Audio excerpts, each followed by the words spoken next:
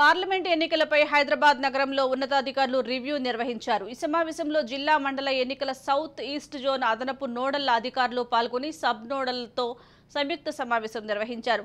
రాబోయే లోక్సభ ఎన్నికలకు సంబంధించి పోలింగ్ స్టేషన్ల స్థలాల పరిశీలనకు సెగ్మెంట్లకు సంబంధిత అధికారులు ఆర్ఓలు ఏఆర్ఓలకు దిశానిర్దేశం చేశారు.